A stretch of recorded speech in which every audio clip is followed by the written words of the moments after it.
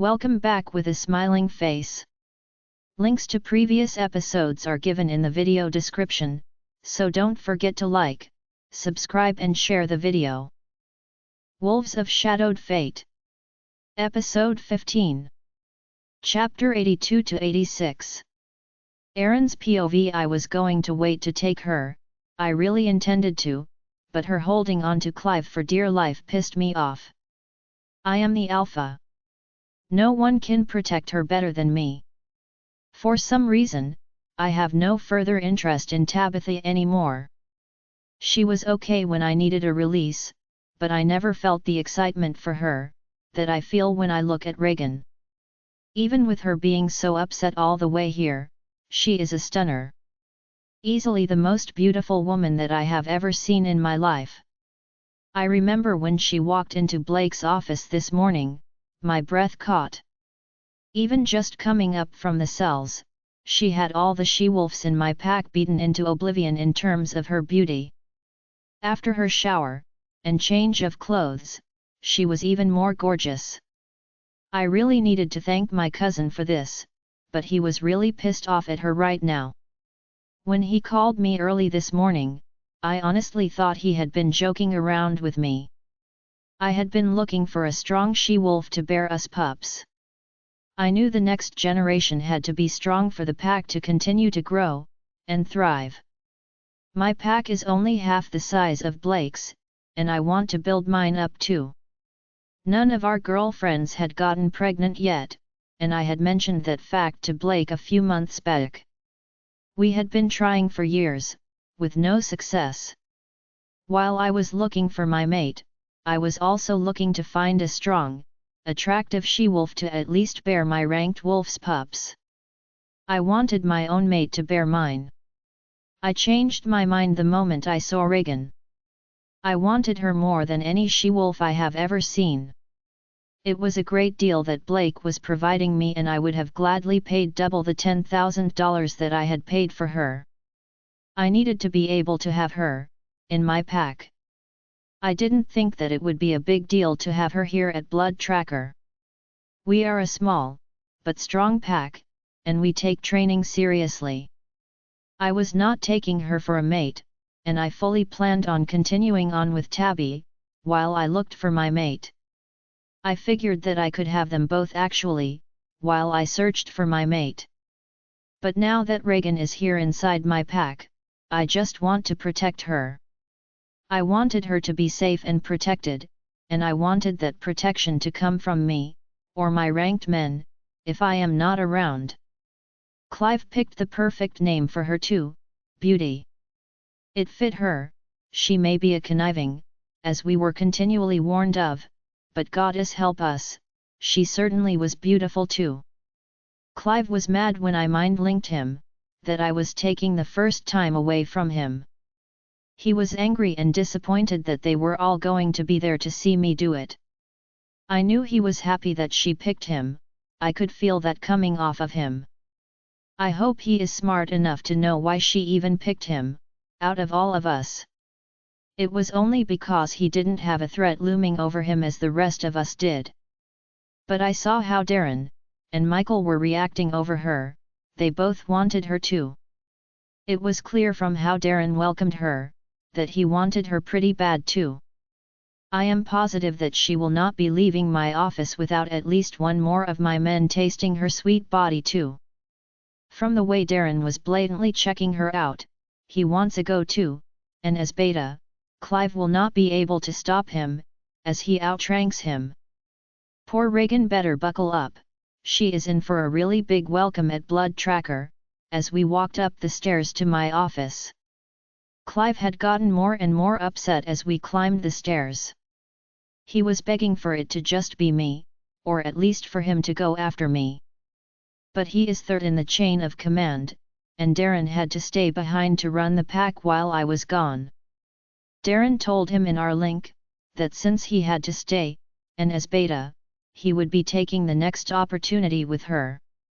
Clive might be able to boot Michael out of the way in order of succession, but not me, or Darren. I am excited that I will have her first here in my pack. I don't care who sees me doing it, no one will be stopping me from claiming her first. Possessing her is all I want to do right now. I want to make her want me just as much as I want her, that is all I can think about right now. When she asked if my office was soundproofed, that made me smile. Maybe she is a screamer, and that would be even better. She may very well end up pregnant today, and that would be great. It wouldn't matter whose pup it was, mine or theirs. They are all very strong and fit wolves. Any pup created would end up being a strong wolf just from the strength of the parents. She was stubborn and refused to comply when I told her to undress. I expected that already, with her being an alpha's daughter. I didn't expect her to just be super excited about her current situation. I know this is going to be hard on her. I know that if she hadn't royally FD up, she wouldn't be here in the first place. I will be as nice as I can be with this, but alpha wolves are known to be aggressive during S*X. She was made for me, as she was built to take it. I have to say that I cannot wait to bury myself in her either. I thought I might be able to wait, but just taking in her delicate scent all the way here, I refuse to make myself wait. I am the alpha, and I will have her first. She took her bra off, and goddess, she is perfect. I can barely breathe looking at her. Tabby is slim, and a great fighter, but she has no curves, no shape. Reagan is a goddess standing before me, and I see Darren step forward and run a finger down her back. I see a little panic in her eyes at his unexpected touch, but none of us here will hurt her. We want her to like this, for it to feel good for her. I can feel her fear, and I can see that Clive is also upset for her. As Gamma and the most sensitive of us, he would. Michael is chomping at the bit to get her in his arms too, but he will have to wait. I watched as her whole body is now exposed to me after Darren was kind enough to cut her panties. We all watched them fall to the floor, and no one is speaking as we all took her in. We all saw the video, and she was gorgeous in it, but seeing her in real life was different. So much more intimate, and my wolf Lear gave a growl of approval.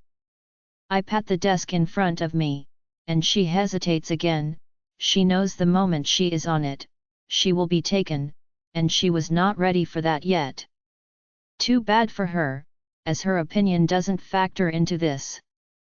I saved her from being killed, and make no mistake about it, Blake really wanted her dead.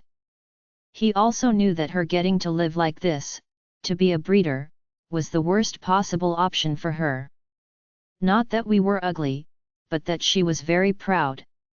She would never lower herself to do this, and yet here she is. A fate, almost worse than death, that she has to deal with. So he agreed to allow me to benefit from the deal too. I have to say that I owe him a big thanks, as my DK swells as I look down at her. It is impossibly hard right now, and I have never been more excited to have S*X in all my 24 years of life. I almost want to bury myself in her without protection, and just take the hit of displeasure from my mate. I mean, she is an alpha, my mate could be a warrior. My bloodline could only strengthen from our pairing. I am going to do this, I want her to bear my child. To with waiting. This baby that we could create, would be very strong. I cannot imagine how anyone else, even another alpha female, could be stronger than Reagan. I can sense it in her now that we are this close. I put the condom pack back in the drawer, I won't be needing it, and I heard Clive's low growl. He already knew what I was thinking, he was watching me carefully, and he knows that I am going to try to get her pregnant today. I am going to do this, I want her to bear my child. To with waiting. This baby that we could create, would be very strong. I cannot imagine how anyone else, even another alpha female, could be stronger than Reagan. I can sense it in her now that we are this close. I put the condom pack back in the drawer, I won't be needing it, and I heard Clive's low growl. He already knew what I was thinking, he was watching me carefully, and he knows that I am going to try to get her pregnant today. I have been on birth control. It will probably take me months to actually get pregnant, Reagan warned as she brushed up against my body to get onto my desk. I am glad I cleared it off this morning before we left. Her perky knee dragging across my chest as she squeezed past me had me almost panting with want. She didn't even realize that she had done anything, I was deliberately close so she would have to touch me as she passed. Seeing her laid out across my desk, makes Lear growl low in my throat. Her long blonde hair laying out on my desk framing her beautiful face, as she tries to mentally prepare for what is about to happen. Her beautiful body sprawled out in front of me is doing some very serious things to me, and my body. I see all three of my men take a step forward to get a better view of her. She is bared to me, and I sat in my chair and leaned down to take a deep breath of her at her core. Lear howls in approval in my head. She smells great, and I pulled her lips apart for me to give her a hard lick, eliciting a sweet sound from her. Good, I wanted her to enjoy this. I noticed that at her low moan, all three of my men responded to her, getting even harder in their jeans. Yes, they are really hating I get my turn with her first, and I hope to ruin her for all of them. I wanted her to lust after me, just as much as I know that I will be lusting after her. I saw her check me out after I got undressed. It was good to know that I met with her approval, but I knew I would. I am an alpha and have all the benefits of my position. I give her another lick and then start to work on her clit, to get her ready. I hear her whimpering in spite of herself, and I smirk. She can try to resist all she wants. She will be staying here with us, forever. I will not ever let her go, she belongs to us now. We have occasionally shared women before, but not together like we are right now. I can smell her arousal, and I inserted a finger into her. She is tighter than I thought she would be. Blake implied that she was a complete slut, but her body seems to deny that fact. I will have to discuss that with her later. Right now I have better things to do. She was ready, but I cannot stop myself from leaning down, and then a flick with my tongue. She almost jumped off the table in her reaction. I can see that she likes them played with, and stored that for later. I am only focused on her now, as I lined myself up to her. As far as I am concerned, we are the only two people in the room. I slide into her warm heat, and she is clenching me hard. She really is perfect for me.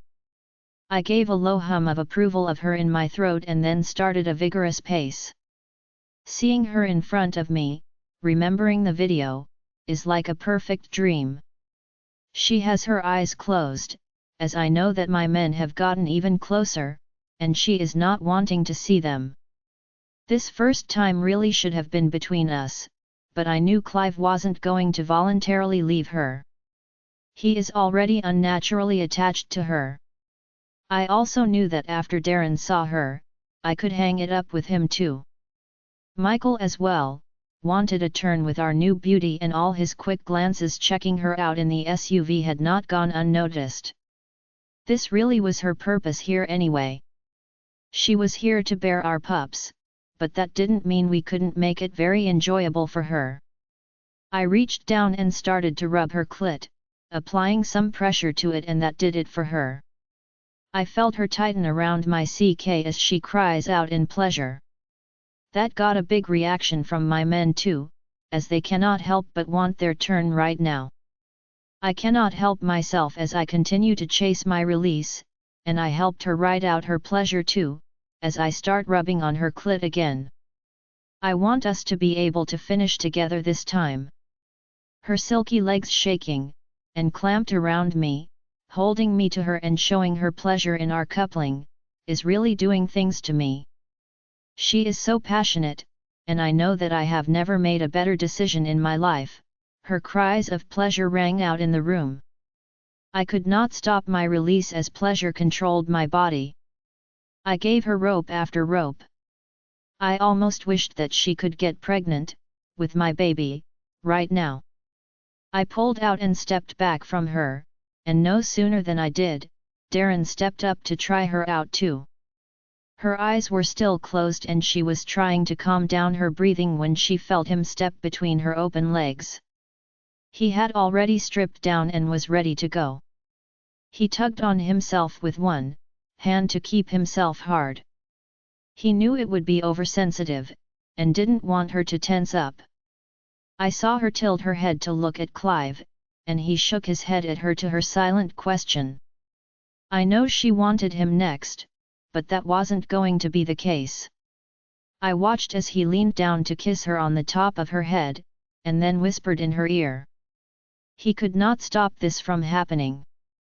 He wanted to, and I kind of felt bad for her now, as I should have just taken her to his house, and taken her there. I would have made this easier on her, but she is here for a purpose, and this was it. Best to know what you are in for, from the start. Clive continues to speak lowly in her ear and she nods at him, and I saw him unbutton and then unzip his jeans. I knew that he was asking her if it was okay if he went next, as was his right. He took them off, pulled his shirt over his back, and was standing there next to her, keeping her attention on him. He knew she didn't know Darren, really didn't know him either, but they already had a special bond. He was much more caring than the rest of us, but that could just be his gamma nature. He gave her another kiss on her head and then started to gently run his fingers through her hair falling off the desk. He was giving her comfort the best way he could in this situation. She is going to have favorites, and as long as it is Clive and me, as the favorites, that is entirely fine. I see her give a little shudder from Darren's stimulation. I watched as Darren grinned down at her, that was the sign that he was waiting for. He lined himself up and then slammed into her. He saw how she reacted to the pounding I gave her and wanted to up. She gave a moan at his thrust, and he grinned happily down at her. But I bet it was more in pain as he entered her hard. He gave her a pinch and then started a slow pace as he leaned down, and worked on her chest. His slow pace was fine with her it seemed, and she clearly enjoyed him playing with her. He increased his pace, and I could tell that he was struggling to hold out. None of our women looked like her. She was a vision laying on my desk, and I knew he would have a hard time holding out on her. He grabbed her hips and pulled her up and changed his angle so he could go deeper, and that made her give out a very loud moan. I could see Clive's control snap at her moan of pleasure and he leaned down and started to kiss her. He was the first one of us to do that, and I hate that I missed my opportunity. She is groaning into his mouth, and that is encouraging Darren to go harder still on her. He wants to leave a good impression on her, so he is trying to last as long as he can with her. Sweat is pouring down his face as he is showing real effort to hold out, but his resolve is slipping. Clive was working on his own release, as Darren continued to thrust with all his might into Reagan. Darren is focused on Reagan's chest as they sway with his ramming into her, almost hypnotized by her movements. I see Clive *M into a napkin from my desk, and goddess, if he isn't the smartest of all of us. I watch as he continues to kiss her passionately with one hand wound in her hair, as Darren continues his pace. Her scream of pleasure filled the room as Darren could no longer hold out, and he cried out as he released into her as well. She smiled up at Clive and he grinned down at her. Darren hated to step back and he deliberately put his shoulder into Clive as he came around to the other side of the desk. No fair man, I could have held out for a few more minutes if you hadn't been working on her too. Plus, you get to see *M twice, that is definitely not fair, Darren told him, but he said it with a grin. We all knew he was just messing around. Michael was already naked now too and took the tip from Clive as he was still working on his release so he could last longer too. My men are adaptable, and I can see this working out for all of us, for a long time. I hope she can keep this up with us for years to come. Clive takes the time to gently clean her up, as she is dripping from both her own juices, as well as mine and Darren's release. He put a clean hand towel down for her, and I almost want to smack him for making the rest of us look so bad in front of Reagan. She hasn't smiled at any of us, and I find myself wanting to please her, for some odd reason. Where is that coming from? Why would I want our new breeder to care for me, to have feelings for me? That wasn't why I brought her here.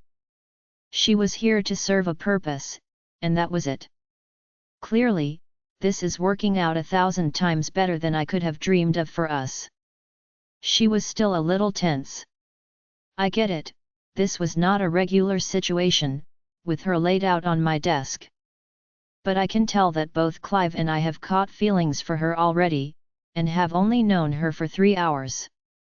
Goddess, I need to watch out, or I might actually fall in love with her. I did not want that. I really wanted my mate, but I also realized that my mate could have died, or been claimed by another by this time. I will be 25 in 2 months. I need to get this going. Even if my son took over at 20, I would still be running this pack for the next 20 years, and I did want to retire as alpha before I was 50. I can see myself breaking my own rules again. There is just something about her that is calling out to me. I have never wanted another as much as I want her. I am getting hard again, and I know that I will want another go at her before we are done in here today. How in the world has she bewitched me? Am I letting her beautiful face pull me in, or just the excitement of this? Of her belonging to me and my unit? I do not know, but watching Clive as he works on her, being gentle, spending time on her sensitive chest, and kissing her like he already loves her. That is working me back up. Yet, I am going to need another CK at my primary girl again. I will have to find a way to break. Yep, I'm mad at this turn of events. It off with Tabitha. I am no longer interested in her at all after being with Reagan, and I never expected that to happen.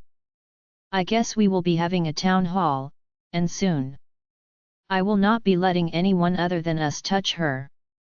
They all need to know that it will be the last thing they do. I can at least do this for us all, and Clive can hang it up if he thinks that he will be taking her out to his house to live. I have better plans for her than that. I will start making them tonight, but she will not just be living with him. He guessed wrong on that, but I will set him up as her protector. Once I break it off with Tabitha, I am sure Darren and Michael both will be breaking it off with their girls too. As we work on getting our beauty pregnant.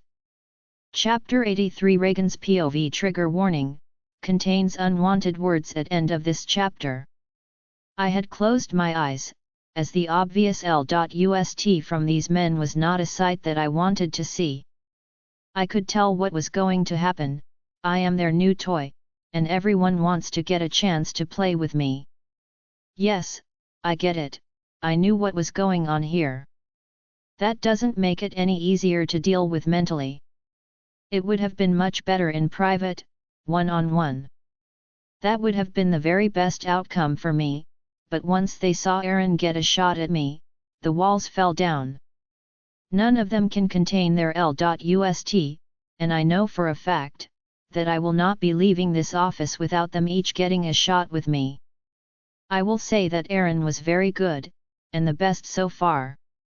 Darren wasn't bad, but it hurt when he slammed right into me. I wasn't prepared for that to happen. I gave one small M0 and he just drove into me. Like he didn't have to be gentle with me or care about how much that would have hurt. He was a pretty big guy, everywhere. He should have thought of that before he just rammed into me like that. I was still sensitive from Aaron, and it was not what I would have liked. But once he was in all the way to the hilt, and then started slowly moving, he felt great. He later set a pounding pace, and what really helped was Clive. I could tell that he wanted my first time here to be with him. He made no secret of his wanting me, from the get-go. I had asked him if he could go next, before Darren. But he said no, that they were going by ranking. He said as Gamma, he will be my next. Darren was set in stone, with or without my consent before he just dove in. At least Clive asked for permission, that gave him a lot of points. He was a good sir, and it helped to soothe my emotions after what the beta was doing. It had hurt at first, but Darren eventually set a good rhythm. He was not caring at first if I enjoyed it, or not, but he finally got there. It was because of Clive though. Darren seeing what Clive was doing as he thrust into me, helped. Let's face it, my enjoying it, would go a long way for any of them. Even Aaron made sure I liked what he was doing to me, and I did, so far he was the best. Clive touching me, had me responding very well to him. It was like he cared, and he wanted me to enjoy what he was doing.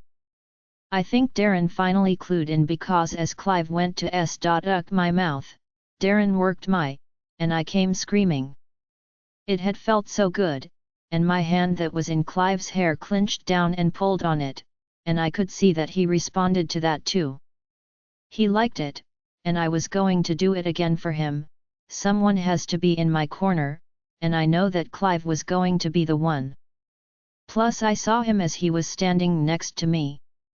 He was just as big as Aaron was, and I was almost thinking in anticipation of being with him. Clive also was working himself out. Seeing me made him excited, and I caught his M0AN in my mouth as he came. I smiled at him when he rose up. He wanted to last for me and knew from his excitement at being able to get with me that he might not. He wasn't taking any chances on his turn. I saw Darren deliberately bump him as they passed each other, and I didn't like that, but the room stayed calm, and I guess Darren was just messing with Clive. I also saw that Clive was prepared to clean me up. I appreciated that. Being treated like a piece of meat, or object to be used, was not a good feeling to have. I could tell that out of the four of them, Clive, and maybe Aaron would be the two that took the best care of me. I needed them too. I needed to be protected, as I was no match against three very angry and jealous she-wolves. I focused on Clive as he started slowly touching me all over. His hands harassed me as he went. He gave everything attention like he wanted to memorize everything about me. My waist, my arms even, stroking my hands and bringing them to up his L.P.S. to K.S.S.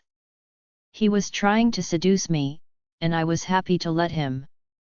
Other than my true mate, the warrior back in Silver Blade, no one had ever taken the time to touch me like this. To show me that I was cared for, and loved. I was eating it up, and I felt him getting harder and harder against my GH. Every C.Aris now is causing me to give a gentle sigh, and when he raised my hand up again and K.S.S.C.D. the pulse point inside my wrist, I almost melted. Clive continued to touch me, and K.S.S. me. Taking his time to try to seduce me as he went. I loved it, and I was glad about it. Clive's hands are great. He has been the first, other than my mate, to notice that too. He doesn't just want to have S*X with me, he wants me. He wants me to enjoy him, as much as he enjoys me, and I have to say that I am very happy about that. He puts thought into this, and he is working me up very well. No one else had even tried to K.S.S. me, which made it more of a business deal, which it really was. I know I should be fully aware that it will probably only be Clive who sees me, but it made it easier on me, to mentally deal with this situation, with how he was treating me. It is not ideal. I am ashamed of my current status. Nothing can be done about that. Blake wanted me punished, and this is the ultimate punishment, it really is. But Clive was making up for it until his moment was ruined. Dude, could you hurry up? What are you doing? She is here for the sole purpose of giving us pups. You do not have to try to treat her like you want her to fall in love. I am hard as a rock right now. Get on with it, or get out of my way, Michael growled out, and we could all tell that his wolf was on the surface. He was about to phase, and I was scared. I dried up in an instant in my fear. Would he attack Clive? What will happen to me here if he did? Goddess, my mouth is dry, and I did not want to sleep with him. I didn't want that jerk to touch me at all. I have a feeling that he will hurt me, and that he will never wait for me to be ready for him. If his intention was for him to get me pregnant, he needed me to be ready for him. He won't get very far in me if he doesn't, but I could care less about having his pups. He is the biggest shoal in the room, which is weird, as he was also the lowest rank. Shut up, Michael. We each are getting a turn. I want to take my time and enjoy her. She was enjoying it, and now she isn't. I will have to start all over again, Clive fired back at Michael. She is not your mate. She is not precious, or delicate. She is a strong alpha she-wolf, and she can take it. Just move, I can get mine, and I can leave you all here around with her as long as you want to. But I am not going to stand here in my hand waiting for another half an hour while you try to seduce someone whose sole purpose here is to have our pups. It is a waste of your time, and mine. Stop trying to romance her, and just FK her. Either you do it, or I will. Michael growls back at Clive, and I am scared to keep laying here across the desk. I sat up and turned my back toward Michael. I do not know what is about to happen, but Michael needs to calm down. This isn't a race, and I am sorry that he is the low man in the unit, but I didn't choose for this whole thing to happen either. I thought I would get a pass today since I literally just got here. Clive hasn't taken that long with me, they have all had about 10 minutes or so each. Michael, calm down. You will get your turn, but you should be aware that you are not allowed to hurt Reagan. She is not here for you to torment or cause her any pain. If you do hurt her, then you can just go ahead and stay with your girlfriend Jennifer from then on, okay? Calm the FK down, or we will just be the ones that Reagan has pups for, as you will no longer be allowed to have sex with her. Clive is right, if you don't get her excited, she will be dry, and it will not feel good for either one of you. Think, before you speak, Michael Aaron said to him, and he was clearly angry. Aaron was still at the side of the desk and never put his clothes back on. He has been standing here next to me since he got done, almost like he was ready to protect me if he needed to. I appreciated that from him, and I gave him a nod. I am totally okay with Michael being removed from the group right now. The rest of them will be fine, but something about Michael scares me. I have things to do. Aaron, can I please go now, before Clive? Goddess, he is acting like she is more valuable than she is. She had an option, she chose to do this herself, rather than die. This was her choice. Can I please get my turn? Jennifer is screaming at me through the link. She is mad about Reagan being in here with us. Jennifer lives with me, and she has a temper, she is going to tear my house up. You guys know how she is, and she is pissed off right now. I wouldn't have put it past one of those jealous she-wolves to have come by the office, to try to sense what we were doing. If one of them scented that we had been having S*X, they will all three be trying to destroy our stuff right now, Michael told Aaron, and I can see that Aaron knew exactly what the girls in question were willing to do. I know what you meant, Michael, but Tabitha isn't allowed in my room. So none of my stuff will be getting torn up, but I see your point. That is just not a good enough reason to be so ugly to Regan. It is up to Clive if he will allow you to go before him. Just so you know, I wouldn't. If he won't, you will either wait, quietly. Or you can leave to go have S*X with Jennifer, which should calm her down. Especially if she is so worried about your having S*X with Regan. It is not our fault that none of them have gotten pregnant yet. I am still waiting on my mate, so I have been using protection with Tabitha, Aaron told him. Michael points at me, and we all got his point. Clearly, he did not care if he managed to get me pregnant. I can see that Aaron wants to explain himself to Michael now. Look, Michael, Regan is strong, very strong, I can feel it. No regular she-wolf that I have ever met will be able to produce stronger pups than Regan. I cannot tell you all how I happen to know this, it is just a gut feeling for me. But I am willing to change my mind, and let her bear my children too. I may even do it after I meet my mate. I know that she cannot be trusted, she roofied my own cousin. I heard what they said, and I will never make her my Luna. But, she has one of the strongest auras coming from her, that I have ever seen in a female, even stronger than some male alpha wolves that I have met. I know that she will help create some of the strongest pups ever seen.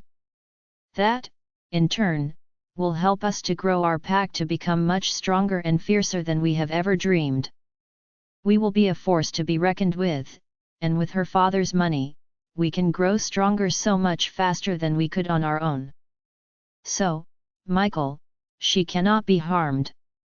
We also need to keep an eye on the jealous she-wolves in the pack too, because they will be gunning for her as well, Aaron said, and I can see all the men relax. They had already made their plans long ago, but they are being put into action now, and they are all very happy about it.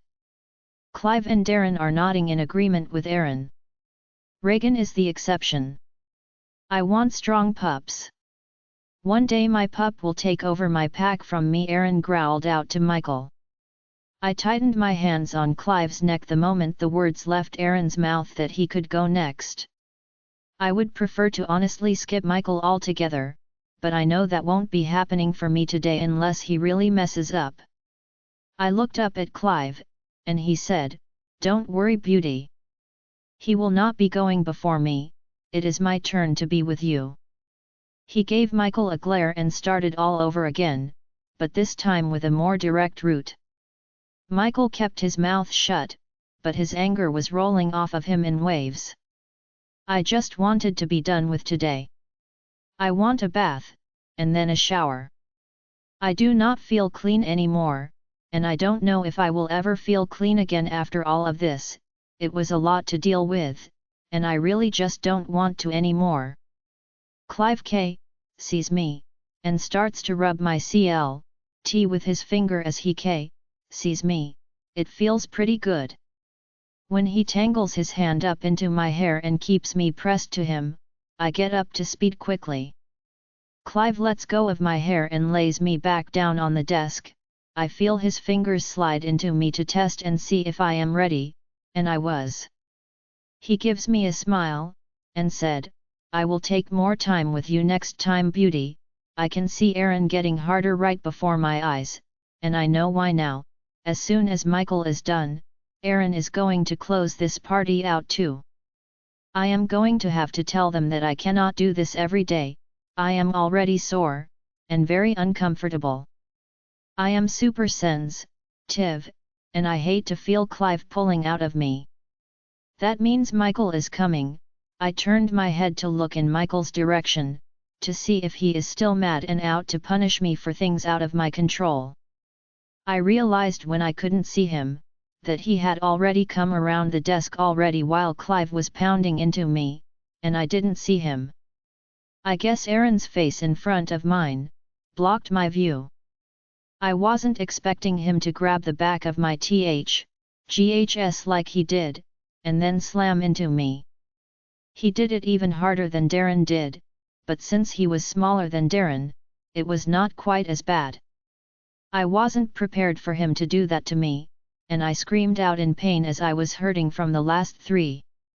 Both Aaron and Clive tensed up at my scream, and Michael was taking his frustration out at having to wait. He was rough, and he was angry, looking down at me like he was indeed trying to hurt me. I had thought that this might be okay for me, this situation I was in. I probably would have, if I didn't have them all coming at me on the same day. Maybe one a day, or something, but not like this, goddess, never again. I was not enjoying it, and the way he was doing it let me know exactly what he thought about me. I was drying up quickly. I didn't want this, I didn't want him, and he still kept going. My drying up on him angered him even more, and he roughly reached out and trying to get me WET again.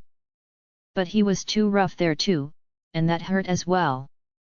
I am fully miserable now, and I know just how bad my life is soon to be.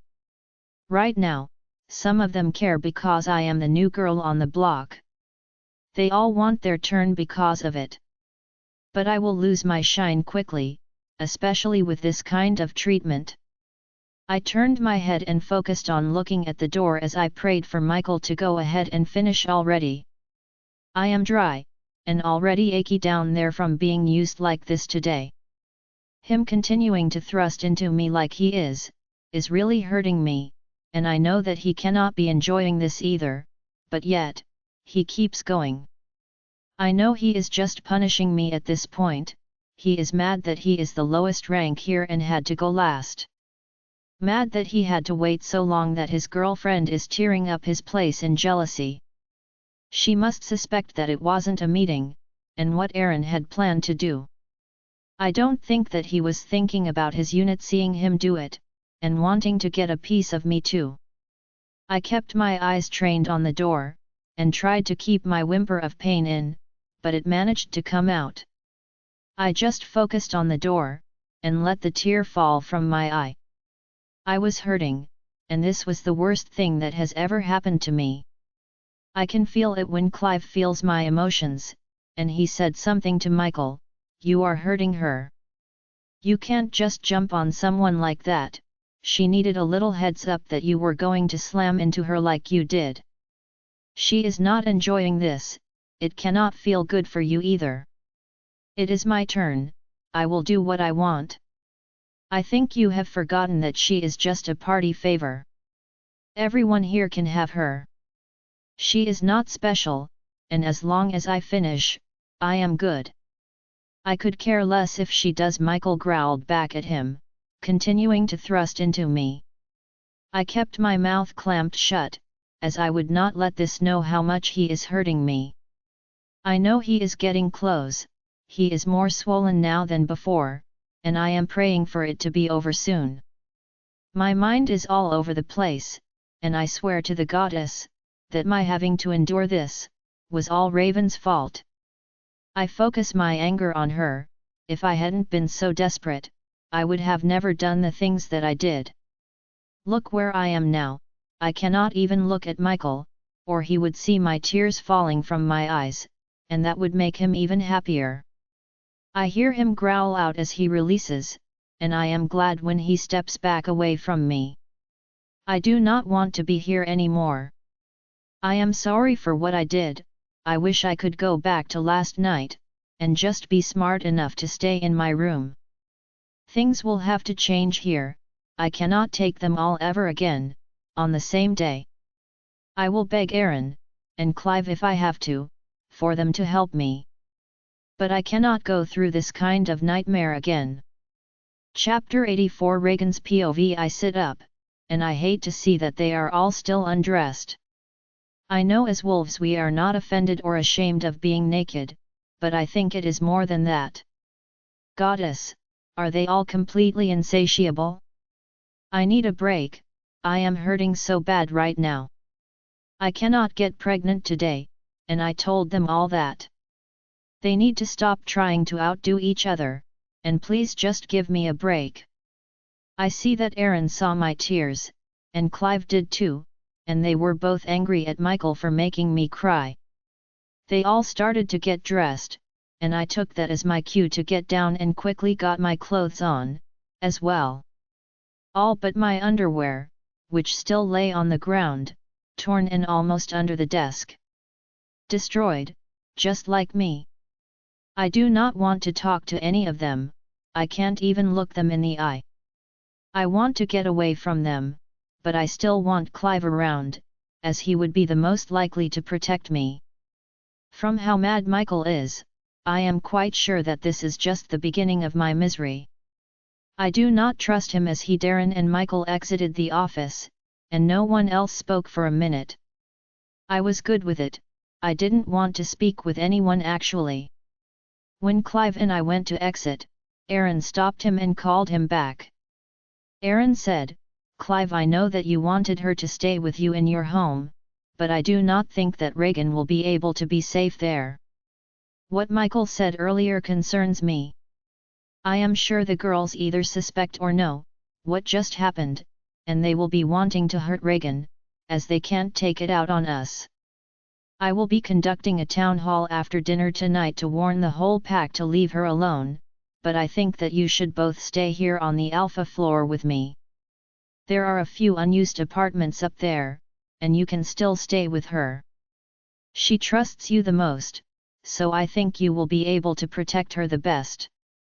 I am not making eye contact with either of them and let them continue to talk around me. I am trapped inside my head, with the memories of what just happened running on repeat in my head. All I can feel is the residual ache in my head, heart, and down below. I am absolutely miserable right now, and I am cursing Blake, Cheryl, and Raven in my heart. Blake and Cheryl came up with the perfect punishment, and I know it was more Cheryl than Blake. She was very smart, and she knew exactly how this would affect me. She knew how I was treated before at Silver Blade. She knew how I was raised, and how much shame this would bring me. My pride has taken a really big hit, and I shudder at the thought of this happening to me again. I will need to figure something out. I know that I cannot bear for them to all approach me at once again. I can only hope that this is an isolated incident, a one-time thing, and then they can move on. I do not like Michael being with her, Aaron. He never needs to be left alone with her. He is ugly to her already, when there was no point in it. She didn't do anything to him, and he was impatient, and an A*S about this whole thing. I could tell that he was hurting her, and there is no need for that. I also want to mention that maybe we need to set up a schedule or something. Reagan is not used to this type of situation, she has been pampered and taken care of her whole life. She may be a strong she-wolf, but that doesn't mean that this whole experience should be the punishment that it was intended to be. He doesn't have to love her, but some care and consideration should be at least given, Clive told Aaron. I noticed it too. I was thinking about making up a schedule as well. One where you are with Darren, and Michael is on the same schedule as me. That way if he gets out of line, I can correct him. Darren seemed like he was good with her, but I agree. I had only meant to be the one to sleep with her first, and things got out of hand quickly. That is on me, and I will try not to incite this many of us, in one day again. I can tell that she is hurting, and this was bad for her. We will figure it out, but you can sit with her for the town hall. Until I break it off with Tabitha, she will expect me to have her up there on the stage with me, and she will be just as angry about this as the other two women. We need to make sure that one of us is with her at all times, to keep her safe, at least until she learns to defend herself. I will make sure that everyone knows to keep their hands to themselves, where she is concerned, Aaron said to Clive.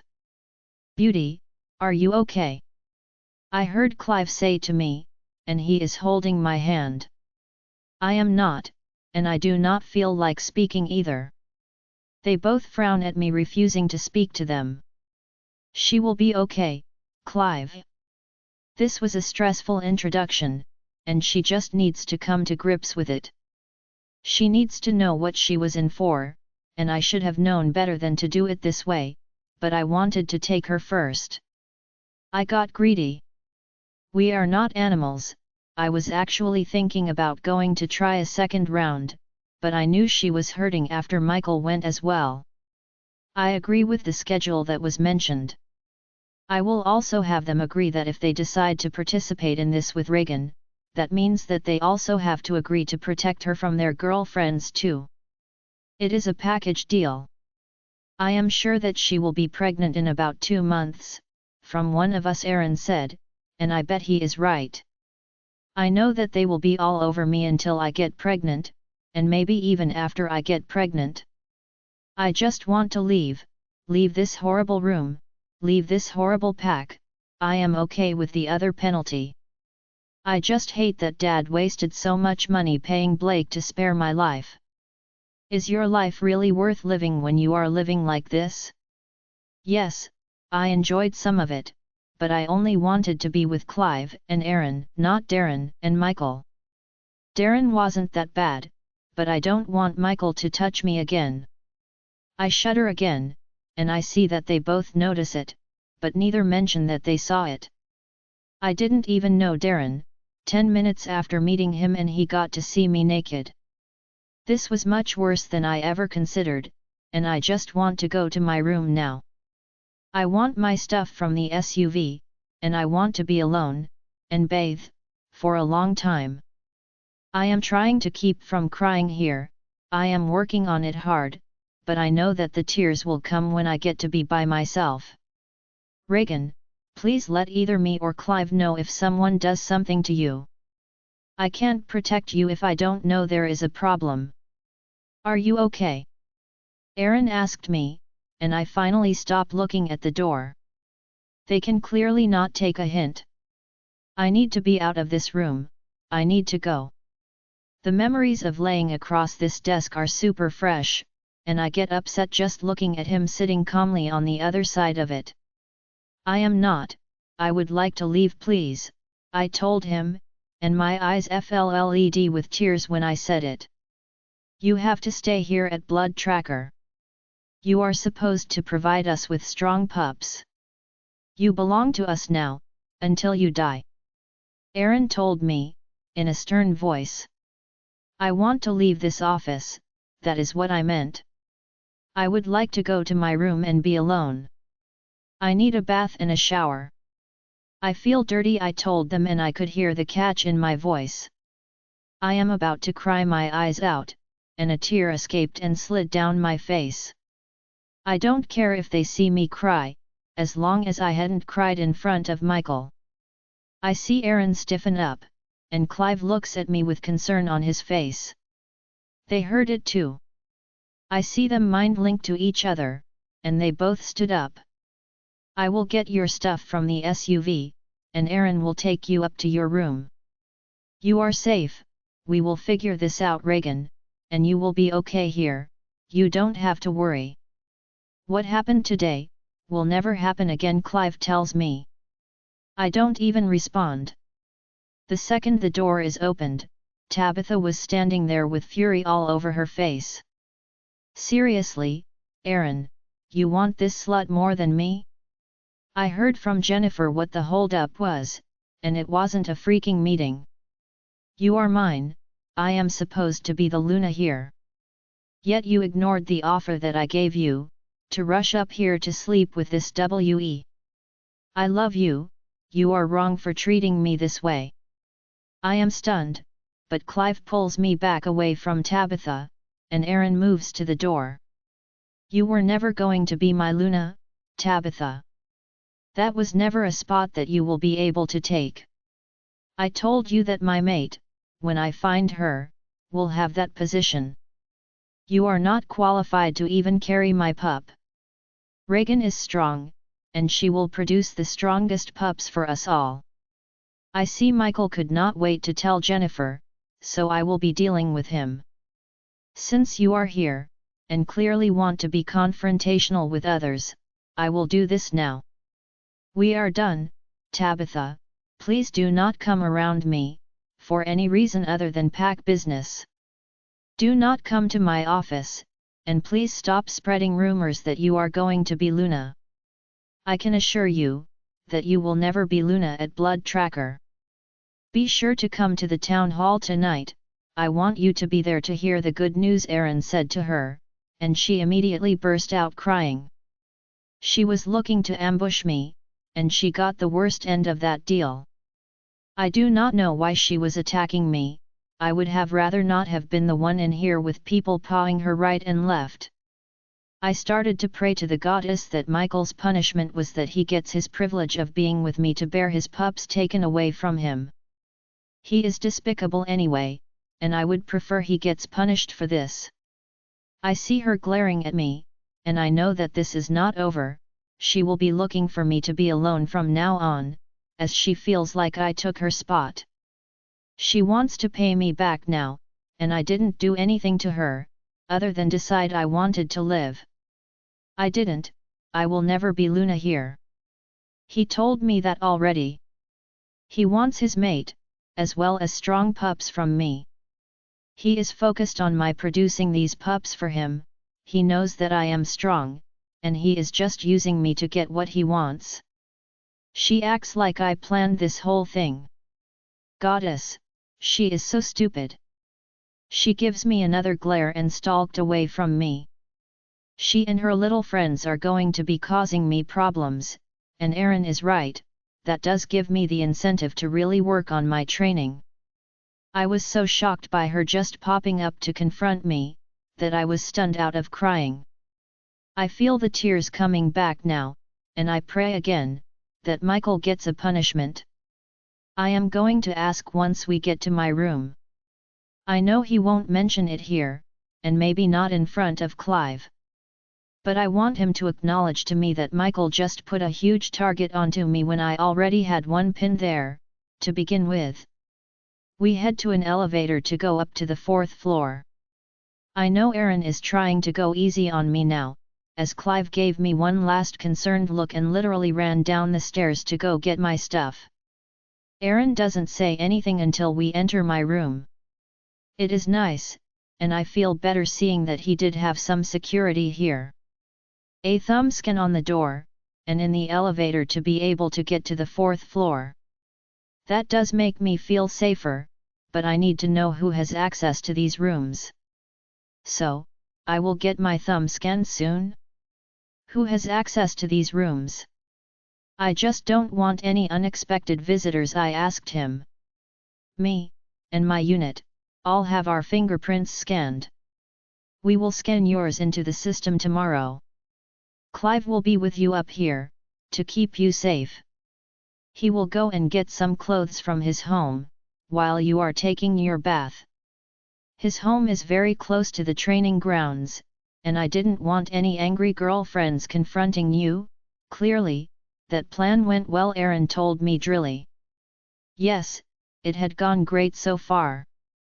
That brings up your girlfriend. She was told about what happened in the office, so all three of them know what happened. Rumors will be flying all around the pack about me, and not good ones, just in case you weren't aware of what was about to happen. I already had a large target on my back the minute that I arrived. Now I have 3 jealous she-wolves looking to hurt me now, all because of Michael. I didn't agree to participate in what just happened in your office, but I have no choice in the matter.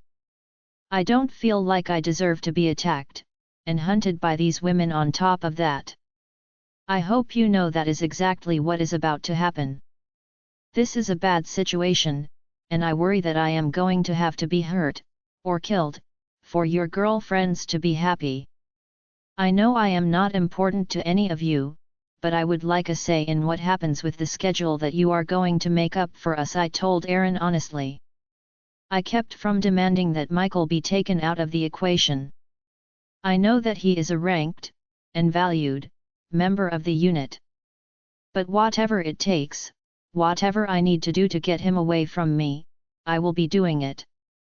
This breeder thing was bad enough, without having to coddle someone who can't even stand up to his girlfriend, and put me directly in the line of fire to save his own *s. I will take care of it tonight. You are right, he was wrong to do it. I will make sure that you will be safe here. You are here to serve an important purpose, and I will not allow anything to happen to you. You saw me break up with Tabitha right now in front of you. That is one less girlfriend to worry about. I have to be honest with you though, she will not be giving up. I saw how jealous of you she was, and I will try to make sure that the whole pack knows that if they see you being approached, or being hurt, to step in and stop it. I don't want you to be hurt. You are valuable to me, and this pack, and I will make sure that they all know this, as I will not allow you to be hurt. You could be pregnant, so they all have to keep their hands to themselves. Aaron told me. I did see that earlier, and I believe that you will try to take care of me, and protect me, as I know that you put a lot of pack money down for me. But if Michael keeps trying to hurt me, or does really hurt me, can you address it? I know that he is a member of the unit, but he scares me a little, and I worry that he will continue to try to hurt me. I know that this is a business deal, but it really seems like out of the four of you, he wants to do me the most harm. Telling his girlfriend what happened put me in even more danger than when I arrived here. Why did he do it? Is his girlfriend that scary? Or he is trying to get them to kick my *s? Because it sure seems that way, Alpha Aaron. I thought that I might be able to be safe here, but I haven't even been here 2 hours, and 3 jealous she-wolves completely hate me now and will do anything to give me a really hard time here, I said, and then started to break down. I cannot control the sobs coming out of me. I hate it here, and I am so glad that I paid attention when we drove over. I will see if I can mind link with Dad to meet me, and see if he has any cash at all on him. I just need a couple of thousand to make it a few months. I just can't do this, I cannot survive this. I will try to live my life on the run. I can at the very least find a boyfriend out there, one that isn't abusive, and just live a normal life in the human world for a while, until I can leave here forever. I just can't risk my life here, as those girls are going to be coming for me, the second I am alone.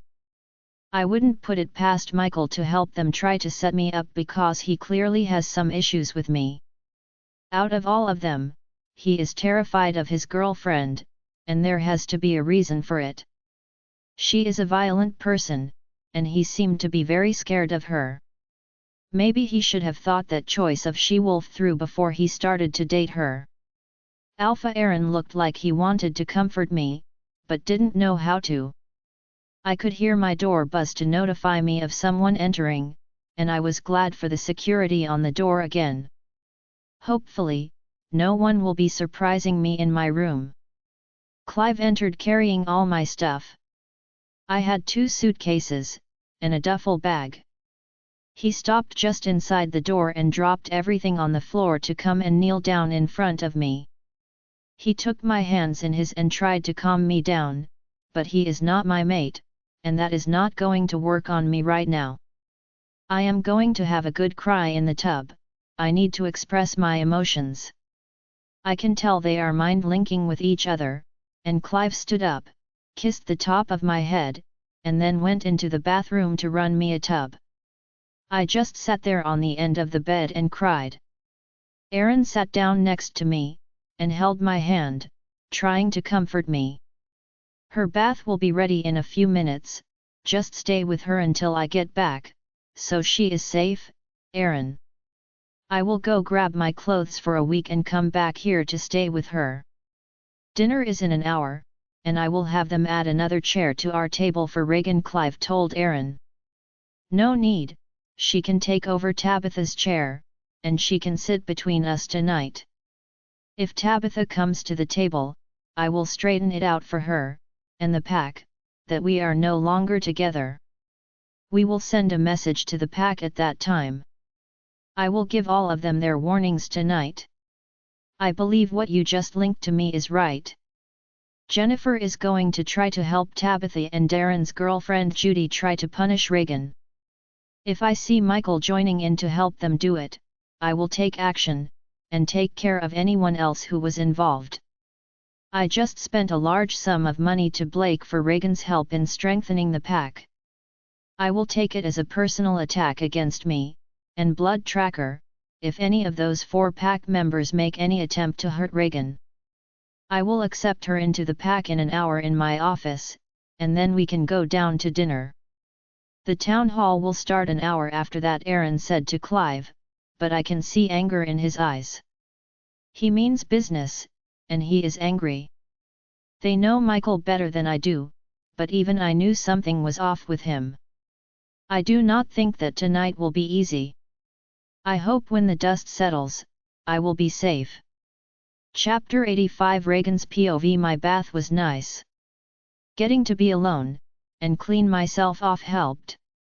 But the dirty feeling inside of me remained. Cheryl picked a perfect punishment for me, but she is now on my list too. There are a few people on it, 5 actually. Raven, of course, is at the very top of it. Cheryl for this horrendous plan of hers. Blake for selling me off like I was cattle, separating me from the only family I have, and banishing me from his pack.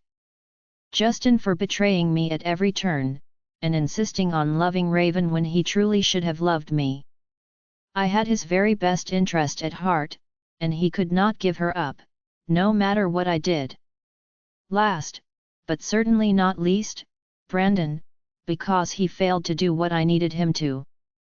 He should have killed Raven and then taken me as his chosen mate, as I would have been the obvious choice. I was just as attractive as Raven, more so, I believe, as I have always gotten whoever I wanted. Some just needed a bit more encouragement than others did to fall in line. I am not looking forward to dinner or the town hall tonight. An announcement of my being here, just to provide them with strong pups, was shameful enough. But what was worse is that those she-wolves will be telling everyone what happened. If the experience itself wasn't bad enough, the whole pack knowing about it would be even worse. I was looked at to be the lowest person in the pack, despite my former rank, and my strength. I will just be looked on as a pitiful creature. I think this punishment is way harsher than I deserved. Blake got it straightened out with Cheryl. Yes, I overstepped, badly. But I think that this is too much for me to have been given. I am absolutely glad that Clive will be staying with me, that is the only thing that gives me hope that I will not get hurt on his watch. Out of all of them, he is the nicest to me, and that should make him the best protector for me.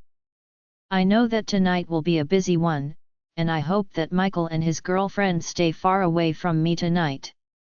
I hope all 3 of them actually can stay away from me from now on.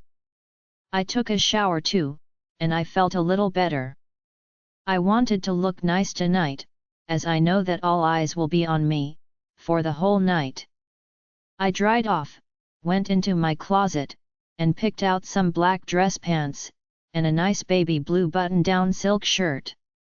It would bring out the color of my eyes, and help me build myself up in preparation for the full-on ST show for tonight. I would be completely covered, and even look nice in this outfit. I wanted to sway public opinion as much as I could. I was to be a Luna, but things just fell short for me. I also wore the necklace my parents gave me when I phased for the first time at 16. I was so proud of it. It is a nice diamond pendant, and I had the matching earrings for it too. I smiled thinking about that day, as it was one of the greatest days of my life. It was better for me because at the time, Raven hadn't phased yet, and that made my birthday the best one I had ever had. We were twins, we should have phased together. It made me start the rumor of Raven being wolfless, and it spread like wildfire.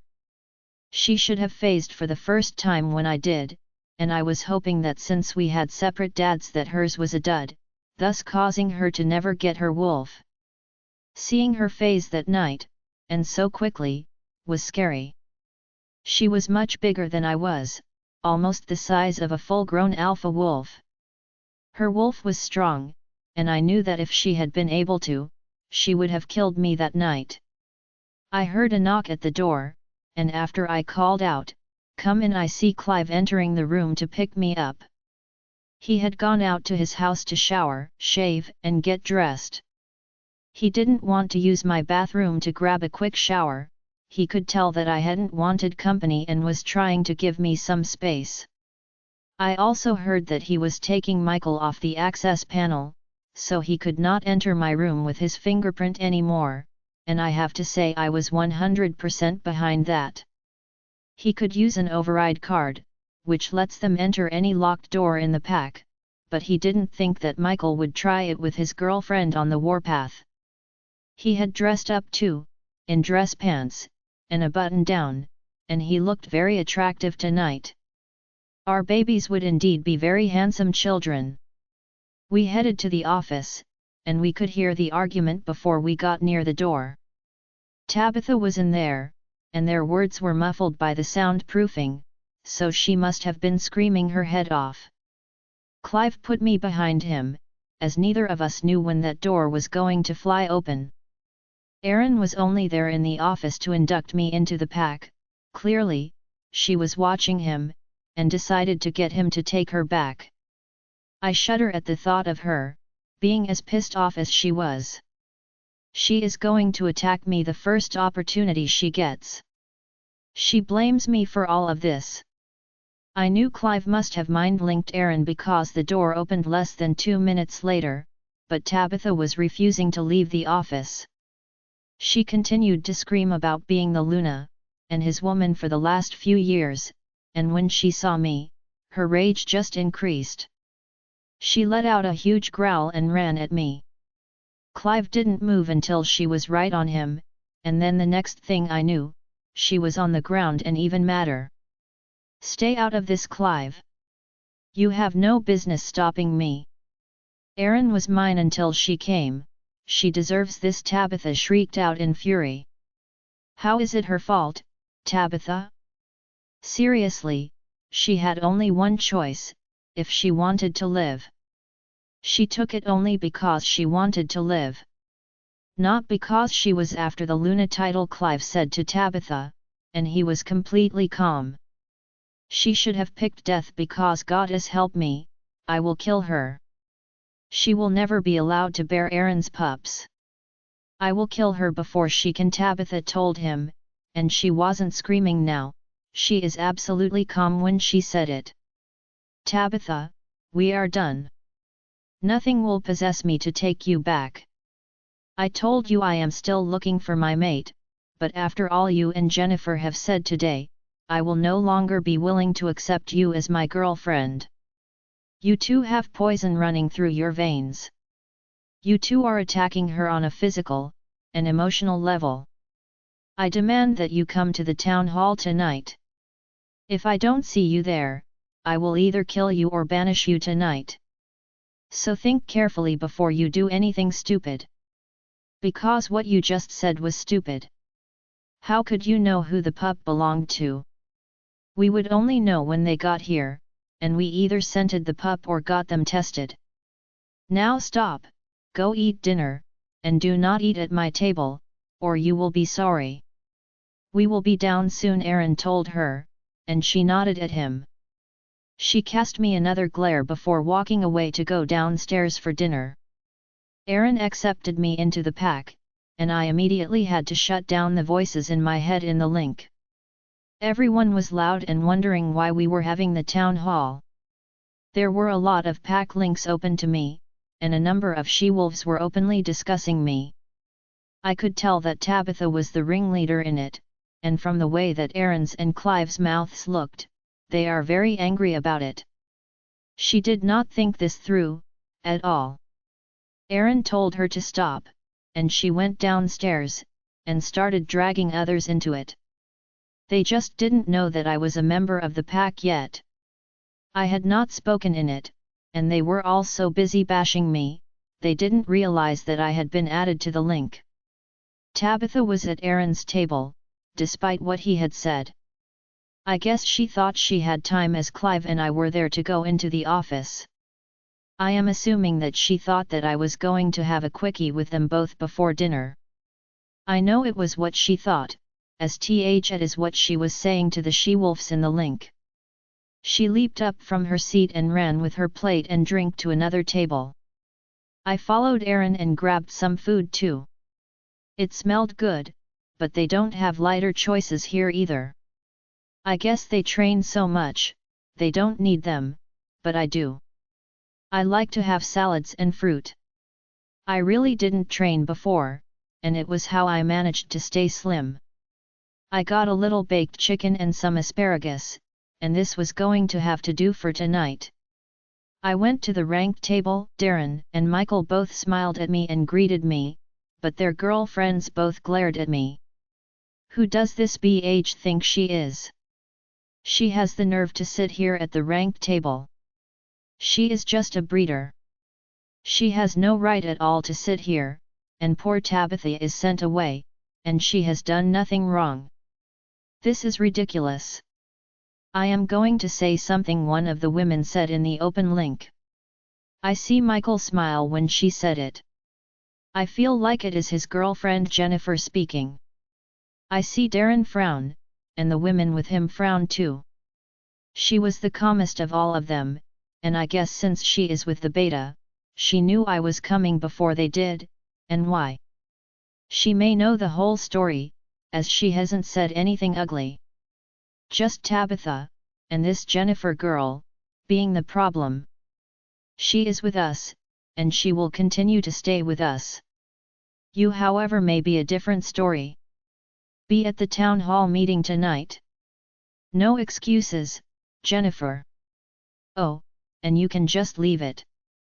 Reagan already heard what you were going to say, Aaron said, and I raised my hand to wave at her, and when she saw the cut on my palm to show he had made me a member of the pack, she growled out in anger.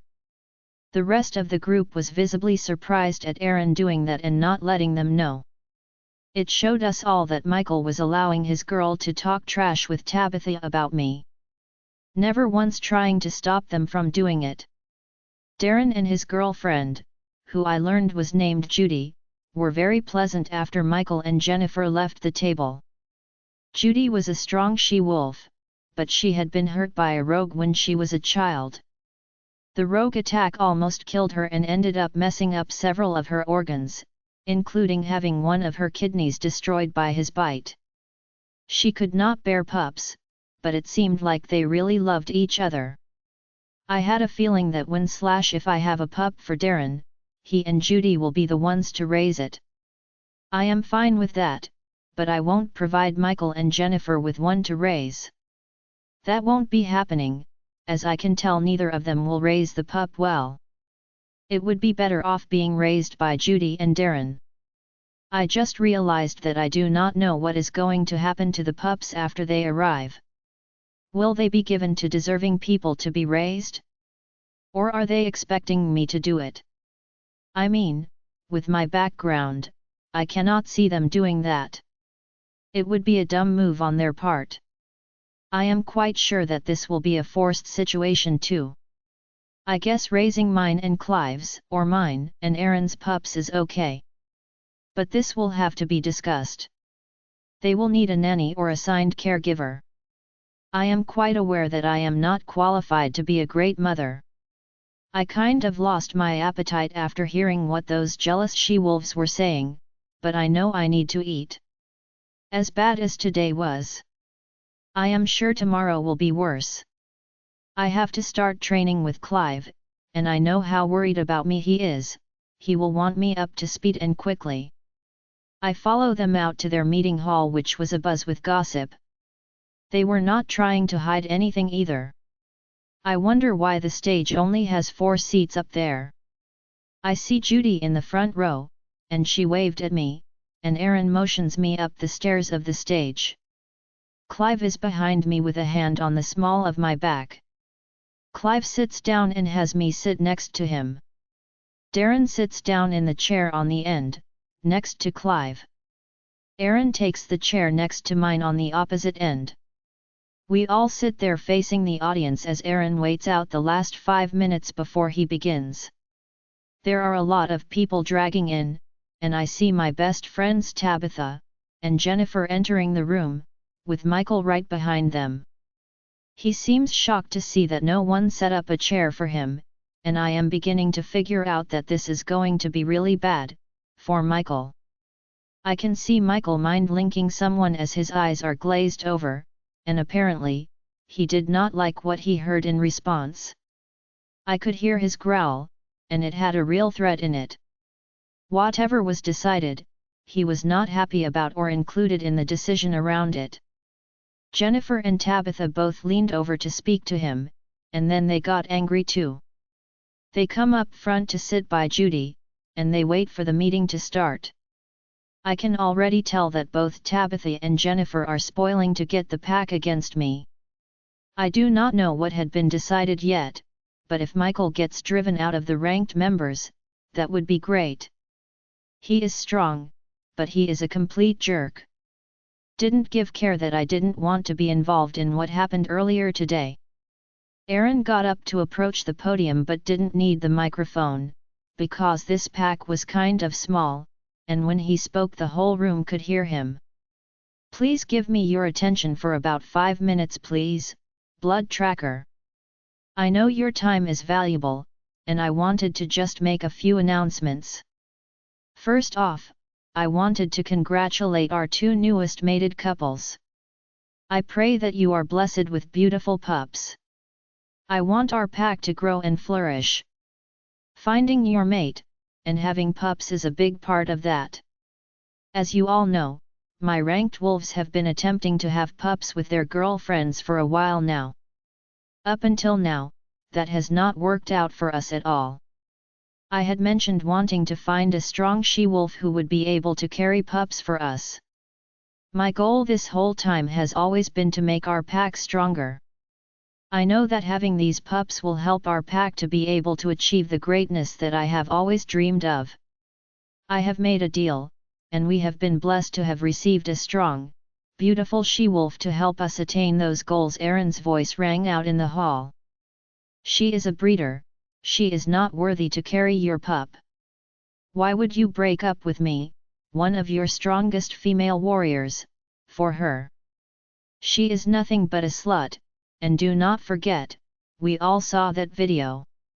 We know exactly who she is, and she is not worthy of any kind of rank here in the pack. You need to kick her out of here now, before she does something to you, Aaron. You are not thinking clearly, you are being led by your DK. Wake up, and get rid of her, Aaron. She will never be worthy of this pack's approval, and shouldn't be worthy of yours either, Aaron. I cannot believe that you are willing to bring her in here, and try to make people believe that she is worth anything. I for one will never believe it, Tabitha said, and Jennifer vehemently agree with her. I agree, she is just a slut, and is not worthy of sitting up there with the ranked wolves. Why is she up there? Why is Michael down here? It doesn't make any sense at all. I think you have a spell on you. There is no other reason for it. I think you owe him an apology, for creating all this drama within the ranked team. She came here just today, and I'll be damned, if she didn't let all 4 of you FK her. Jennifer never pauses at the collective gasps ringing out across the room, and now you guys are acting like she is worthy of respect. Well, I won't be respecting her. I refuse to do it. She disgusts me, and I bet she disgusts a number of people in the pack too. Jennifer gave me a smug smile, before sitting down. She did what she came to do, telling everyone what happened today. I am glad that I put a little foundation on, as I am sure my red face would have shown for the whole pack to see. I just sat there with a bored expression on my face, but inside I was completely humiliated. She just had to tell the whole pack. She was trying to hurt me, and she was successful at her mission. Thankfully, I knew what she had been out to do to me, so I managed to keep my face neutral, so she wouldn't know how much that little truth bomb hurt me. Well, Jennifer, that is the reason that Michael is down there, and Reagan is up here. Michael is being demoted. We will have the warriors all test, and see who the next Delta will be. Michael forgot that whatever happens in the office, stays in the office. It doesn't get repeated or shared. What I say goes, or do you think that your opinion is higher than mine, Jennifer? What about you, Tabitha?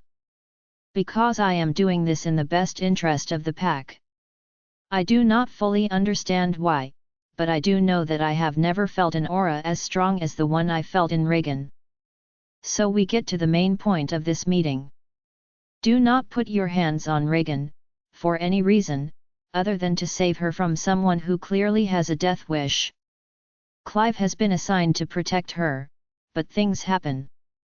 I am warning you all now, that anyone who sees her being mistreated or hurt and doesn't immediately tell me, Clive, or Darren about it, will be dealt with harshly.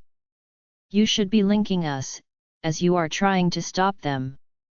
She is going to carry the future leaders of the pack. It doesn't matter whose pup it is, we will care for our own. Please think clearly about it, before you make a decision that could end up getting you killed, or banished from this pack. I paid to have her here, she belongs to me now, so you have all been warned of the consequences of non-compliance. I will be dealing with anyone who cannot follow my instructions. Aaron told the group, and you could have heard a pin drop. I heard what Aaron told them, but I know that they will be doing whatever they want to do. They will leave me alone for a little while, and then try to catch me alone a month or two from now. I will never be safe here, as long as those three are still here in the pack, especially since Michael lost his position as a ranked wolf. I am suddenly very glad for Clive, and that he had changed the fingerprint access to my room. I wouldn't put anything past Michael now. The glare he is giving me, he is not even trying to hide. It tells me the same thing that I can feel in my bones. I am not looking forward to getting whatever they are planning to do to me. Chapter 86 Raven's POV 5 years later, at Blackadder I stood to the side watching the children's class being trained, with Stella and Lainey on either side of me. My little Jax is a warrior, he is a leader, and he takes training so seriously. His little face is so focused, as he looks out at the new obstacle course we just installed for the children. We have one for the adults too, but the children were so interested in it as it was being built, that we ended up putting one in for them too. The children have already warmed up with a run, and are ready to do the course and then spar. I am so proud of how he looks at something new, to see how he is going to handle it. He can look at a problem and work it through in his head, just like solving a puzzle. He just turned 5 a month ago, but he is so smart. We could not be more proud of him. 4 of our 6 children were in training now, and the youngest twins who were standing there and watching them get ready to start the course were chomping at the bit to join their older brothers. We were blessed to have them, and each one is special and different from the others. I enjoyed watching this class because twice a week Brandon and Justin get to run the children's class together. Justin always trains the children, and he doesn't play favorites. He loves all 6 of them as if he was their father. Brandon does the same, although it took him a little longer to get there. We have Jax, who is the heir to the pack. He belongs to Brandon and me. We had the twins almost exactly 6 months later. Liam and Chase were fraternal twins and it was obvious who belonged to who. Liam had brown hair, and gorgeous brown eyes, just like his father. Chase had his father's lighter brown hair and sparkling blue eyes. They were a little over 4.5 years old now, and they competed against each other all the time. They looked up at their older brother and thought he hung the moon. Dexter was the fourth boy, and I was starting to get worried that we would only have boys at this point when he arrived. He had Justin's lighter brown hair, and my green eyes, and he had just turned 4 years old not quite a month ago. My boys always made me proud, they were all happy children, and we were so very proud of our family. On my 4th pregnancy, we finally got our baby girls, Emerson and Sasha. They would be 3.5 next week. They were bundles of energy, and they already wanted to go and do what their big brothers were doing. They had their fathers wrapped around their little fingers the moment they arrived. They both had my face. Emerson had her dad's dark brown hair and my green eyes, and Sasha had my black hair and her father's blue eyes. They were both going to grow up and be heartbreakers, just like their brothers. We kept the kids from training until they were 4 years old and able to understand the instructions being given to them. Jax took to training so quickly, he was clearly born to be strong, and both sets of grandparents doted on him. He is one of the best kids I know, and I am not saying that because I am his mother. He is kind and very protective of his younger brothers and sisters. He is watchful, and he gets along with everyone. He listens, and even with instructions, sometimes he figures out a better way to do things. Stella is standing here next to me with her 2 youngest children and watching her older pups too. She and Truett have 4 children so far, but I bet he would love to have a few more. Truett loves to see Stella pregnant and insists that she is never more beautiful to him than when she is carrying his baby. He is at the end of the course right now, as it helps the pups to know where they are headed, and he can help to call out and encourage them if they get stuck on it. He is a great dad and became a lot more mature after their oldest pup arrived, which was surprisingly 2 days after Jackson did. Blaine and Jackson think of each other more like brothers as they have known each other, basically from day one. Blaine has his father's dark brown hair, and his mom's blue eyes. He is very handsome, and his features are just like his dad, Truett, and grandfather. As their first grandchild, Edward and Devon, we instantly in love. Blaine is a fierce fighter too, just like Jackson. They are very competitive, and they each are willing to push themselves to succeed, even at this young age. I don't know if that is a goddess-given present, or if it is because they are the next alpha and beta for Blackadder. But they are going to both be great leaders for the pack. I watch as Justin and Brandon take turns explaining to them what they needed to do to get through each section of the course. The whole group is listening intently to them as they speak. Jackson and Blaine never took their eyes off the course, as they listened to what they needed to do for each section of it. I can see Jax's mind working through the problems, as he takes in the information and decides his hand placement for the 10-foot rock wall that they need to get over first. Only the 5-year-olds and up can do the rock wall, rope climb, and the rope over the water. The rock wall, and rope wall, both have padding underneath them, just in case of a fall from it, and after you get to the top of the rock wall, there is a ladder-like wall on the other side to climb down. The rope wall was 20 feet up, but that was plenty high for me. The next step is 2 20-foot-long beams that are side by side. A chain hangs down from each beam to go down to a step to put your foot on. The steps themselves are about 3 inches wide, with a 2-foot gap between each hanging step. They can hold the chains with their hands to help them to balance and get past them. The next step is angled plates for the kids to push off and jump to each one. There are a total of 8 of them. They are set up in an angled alternating pattern for them to jump side to side on.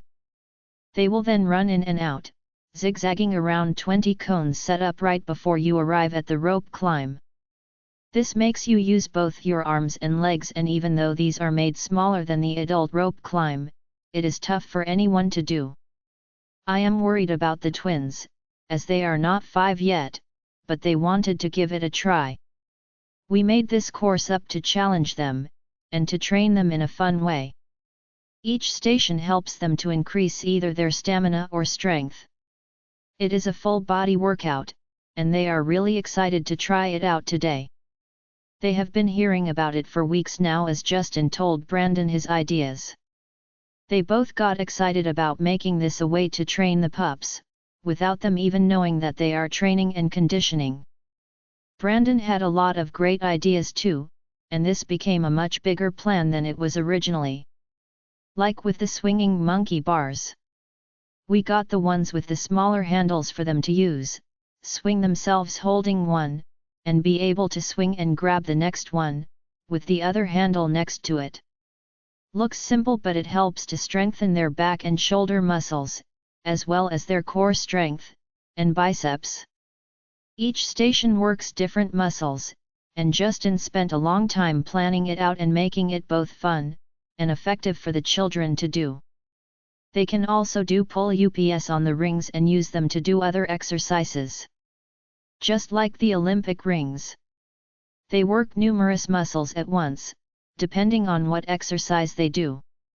Justin researched that too, watched videos to learn, and is now doing ring dips, top position hold, chin ups, and pull ups on the adult course.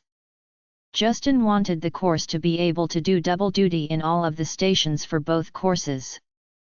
The proof is there, as his upper body, which was already impressive, is even more defined now. Brandon saw the changes and he started doing it too, which got others on board to want to do it as well. They both know how bad I feel for our children. Knowing that there is a war coming is stressful, but not knowing from where the danger is coming, is really the scary part. Yes, I want them to be strong and able to protect themselves no matter what comes up. I just still want them to be able to play and have fun too. I don't want their whole childhood to have to train, spar, fight, and learn to use weapons. The weapons will come when they are 10 years old. The same group that came to train us a few years ago, will come back again, to give a week's training for the kids when they turn 10. I have to say that I was very impressed with how knowledgeable they are about the weapons. They were werewolves too, and he also had a training team to come and help packs that needed him. But he was friends with my dad, so he made the trip here. He had 3 people with him, and they stayed here for 3 days. I cannot believe how good they are at the training too. Justin made up other challenges and now he also does upside down sit ups on the rope climbing wall. It is quite impressive to see him do it too. Justin climbs halfway up the wall and is about 15 feet off the ground, laces his feet through the rope to hold him secure, and then does sit-ups. People are always watching him, and he gets people to train harder, each and every week. They feel like it is a challenge to become just as strong as he is. He really is all in on trying to strengthen the pack. They see him doing something, and then start to ask questions, about what he is doing, and why. Justin was already buff before he came here. He was beta born, so he was already strong, but with him being a Sigma too, he was basically an alpha himself. That was the difference between them. Brandon was very passionate and potentially explosive if something came up that could hurt me, the pups, or the pack. Justin was passionate too, but only over me and the pups. He would help deal with the problems that came up, but he didn't get upset about them.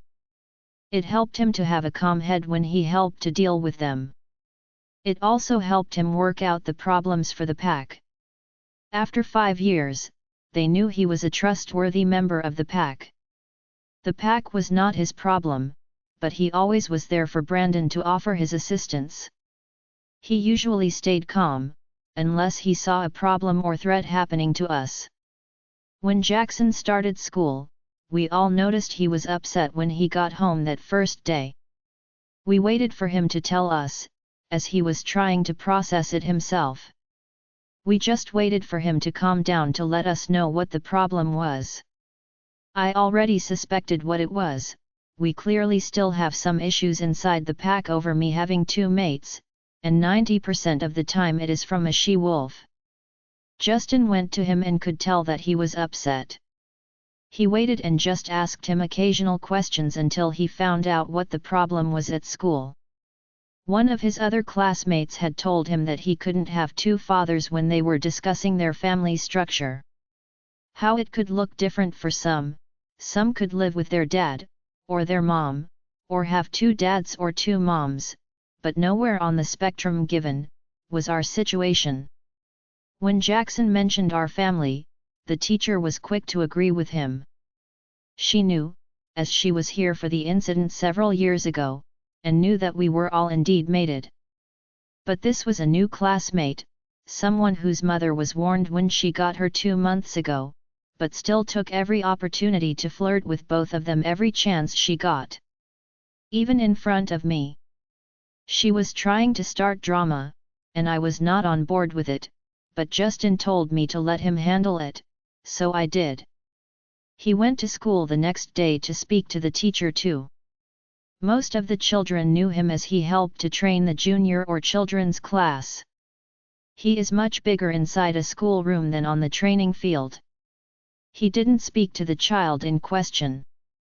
The child didn't do anything wrong, but Justin wanted exactly what he had said, because he went to the mother with it, and she denied that anything had happened. Justin spoke with the teacher who confirmed what the child had said to the class. Justin asked her to mind link him if it happened again.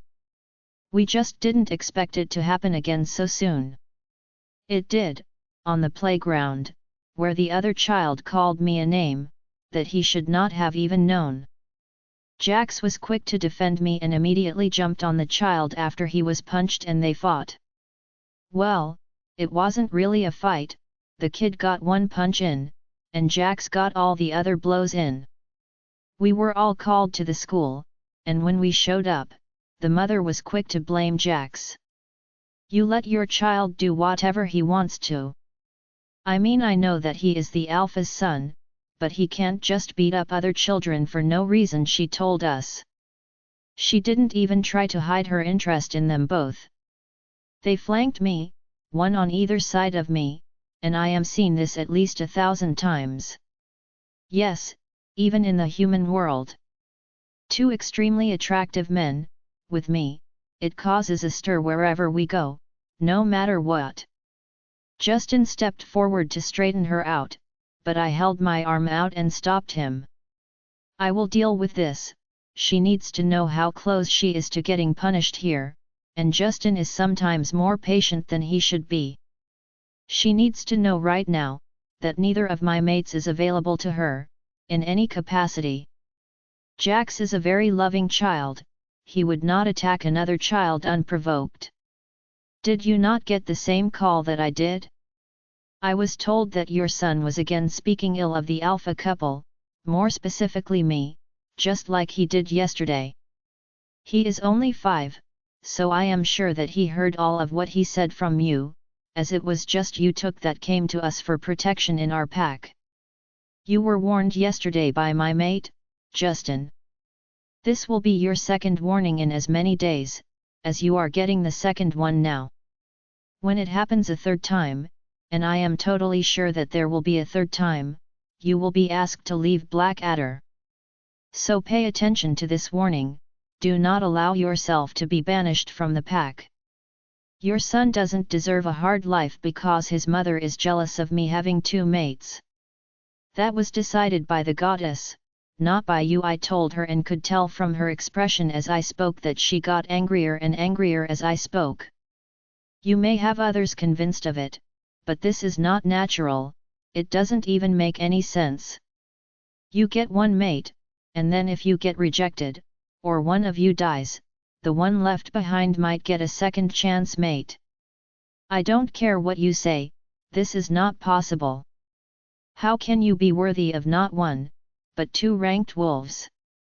I see nothing at all special about you, and I find this whole situation off-putting, to say the least, the woman, whom I now know as Barbara, told us. Thankfully, You don't get to decide anything for us, the goddess already did, Brandon said and pulled his shirt over to bear his mark to her. Justin did too, and they both stepped forward for her to see them. She was stunned and then went to touch Justin's mark for herself like it would smear off or something. You don't get to touch me, only Raven, Justin growled out, and then rubbed the mark himself. Brandon growled in agreement and did the same thing. They both bear my mark, and it is beautiful if I do say so myself, so are the ones I have from them. I show her both marks, and she is stunned even more that I have 2 marks on me at the same time. That is not something that can happen. We can only bear a mark. Once we get bitten again, the original mark gets replaced. But with me still having both of their marks, it shows that the goddess has blessed us all to be together. Despite other women wanting one, or both, of my mates. I can see the stunned surprise on her face. She started stammering, I am sorry, I thought that you were mated only to Brandon, as you were the Luna here, but that you choose to have another mate. I didn't know, I am so sorry. I will correct this immediately with my son. We are in the wrong, it was completely my own fault. I thought that Justin would be available as you had your own true mate. I am sorry for the disrespect, I misunderstood the situation. I should have asked someone, but I didn't. It just seemed like you wanted them both, even though Brandon is your true mate. I will make sure that my son knows that I was incorrect. This will never happen again. I am sorry, Luna. Barbara said and hurriedly stepped back away from us to leave. She has been after me for over a month. I had already told her several times that I was not available to her, but she wouldn't back down. Then this problem at school started. I guess she figured that if she couldn't force me to date her, she would cause trouble with our pups, and I will not allow that to happen, Justin said as we exited the school. Let me know if she, or anyone else, does it again, Justin. We cannot allow it, as it could lead to bigger problems down the road. I will not allow any of our children to be hurt because a jealous person decided to be spiteful to them because they desired us. I will shut it down quickly. Thank you for always being there and taking care of our children. I wish I knew about it, I would have gone with you to speak to her last night, Brandon told Justin, and he nodded. Justin knows how much Brandon has on him and tries to take care of the extra things that pile up, as much as he can to keep Brandon from having extra things to do. He knows that Brandon spends time with the pups with any extra time he can get. I know that Justin helps Brandon out more than either of us knows. He takes care of the lower level things just for the kids to be able to see Brandon more often. I know that after 5 years, Brandon finally sees what a good person Justin really is. Brandon considers him to be a good friend now. I know that 5 years ago, we never thought that this would have even been possible, but now I can't see our lives different from where they are right now. I love our family so much, I cannot dream of any of our sweet babies not being here with us. The only way for this to be better would be to know that the war could be averted, but that would probably be impossible. Or if you want to pay for more such audiobooks, you can send us a request in a private Facebook group, or join us on WhatsApp, a link is given in the video description. The rest of the audiobooks will be uploaded in the next episode. Join us on Patreon to listen to more unlimited audiobooks.